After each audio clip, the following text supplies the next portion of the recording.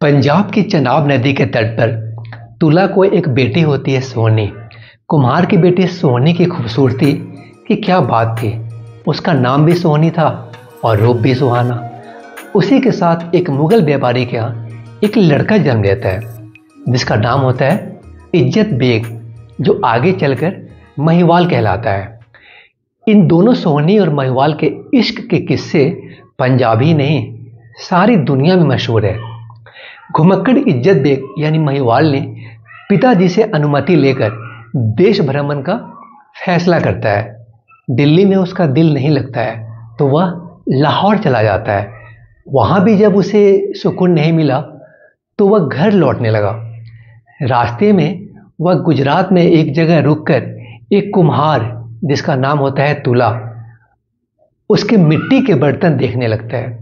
लेकिन वहाँ अपनी दुकान पे बैठी उसकी बेटी सोनी को वो देखते ही सब कुछ भूल जाता है और उसे देखता ही रह जाता है।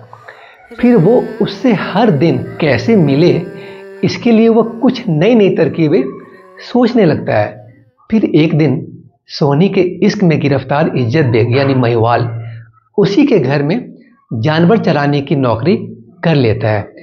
पंजाब में भैंसों को माहिया कहा जाता है, इसलिए भैंसों को चराने वाला इज्जत बेग यानी महिवाल वो महिवाल कहलाने लगता है।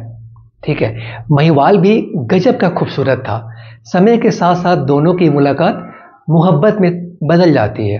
जब सोनी की माँ को यह बात पता चली तो उसने सोनी को बहुत डांटा फटकारा। तब सोनी ने बताया कि किस तरह वह भैंस चराने वाला महिवाल के अप्यार में पड़ी। इतनी बात अपनी माँ को बताने के बाद उसने यह भी चेतावनी दी कि यदि उसे महिवाल नहीं मिला तो वह जान दे देगी। लेकिन इस बात को सुनने के बाद सोनी की माँ पर कोई असर नहीं हुआ और सोनी की माँ ने महिवाल को अपने घर से निकाल दिया। इसके बाद महिवाल जंगल में जाकर सोनी का नाम ले लेकर रोने लगता है। उधर सोनी भी महिवाल के इश्क में दीवानी हो चुकी थी। सोनी की इस परेशानी को देखकर उसकी शादी किसी और से कर दी जाती है, लेकिन सोनी उसे कबूल नहीं करती है उस लड़के को। उधर महिवाल ने अपने खूने दिल से लिखा खत लेटर सोनी को भिजवाया। खत पढ़कर सोनी ने जवाब दिया कि मैं तुम्हारी थी और तुम्हारी ही रहूँगी। जवाब पाकर महिवाल ने साधु का वेश बनाया और सोनी से जा मिलता है। दोनों की मुलाकातें होने लगी। सोनी मिट्टी के घड़े से तैरती हुई चनाब नदी को पार करके एक किनारे से दूसरे किनारे आती है और दोनों घंटों प्रेम मग्न होकर बैठे रहते। हालांकि सोनी के खुद नदी पार करके महिवाल से मिलने जाने के पीछे एक कहानी ये भी है फ्रेंड्स कि सोनी नहीं बल्कि महिवाल खुद हर दिन चनाब दरिया पार करके सोनी से मिलने आता था और मछली पका कर लाता था। जी हाँ, मछली पका कर लाता था। एक दिन मछली न मिलने के कारण वह अपनी जांघ का मांस चीर कर पका लाता है। सोनी को जब ये पता चलता है तो वो बहुत रोने लगती है और फिर ये फैसला होता है कि वह चनाब नदी को पार करके रात को महिवाल से मिलने खुद जाया करेगी। खैर, जो भी बात सही हो, जब इस बात की भनक सोनी की भाभी को लगी कि सोनी महिवाल से मिलने चिनाब नदी पार करके महिवाल से मिलने जाती है तो उसने सोनी का जो पका हुआ घड़ा था, जो कि मिट्टी का बर्तन था, जो पका हुआ घड़ा था, उसको बदलकर मिट्टी का कच्चा घड़ा रात में सब घड़ों के बीच रख देती है ताकि सोनी जब रात के अंधेरे में घड़ा लेकर नदी पार करे तो कच्ची मिट्टी का घड़ा गलने से सोनी डूब जाए। हालांकि सोनी को घड़ा छूने से ही पता चल गया था कि उसका घड़ा बदल गया है। फिर भी अपने प्रेमी से मिलने की ललक में वह कच्चा घड़ा लेकर चनाब नदी में कूद पड़ती है। लेकिन चूंकि घड़ा कच्चा था तो वह घड़ा पानी में पड़ने के बाद टूट जाता है और इस तरह वह पानी में डूब जाती है। इधर दूसरे किनारे पर पैर लटकाए महिवाल सोनी का इंतजार कर रहा होता है।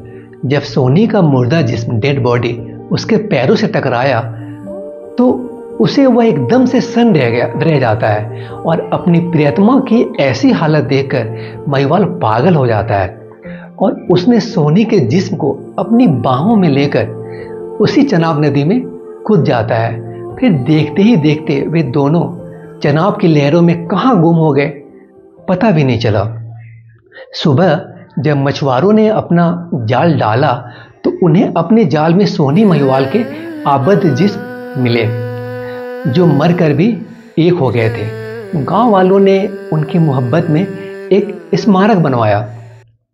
फ्रेंड्स, क्या फर्क पड़ता है मोहब्बत में पड़ने वाले किस मजहब से हैं? प्यार का कोई मजहब थोड़ी ना होता, बस प्यार सच्चा होना चाहिए और उसमें किसी गलत मकसद को पूरी करने की, प्यार में गलत मकसद को पूरी करने की बू भी नहीं आने चाहिए।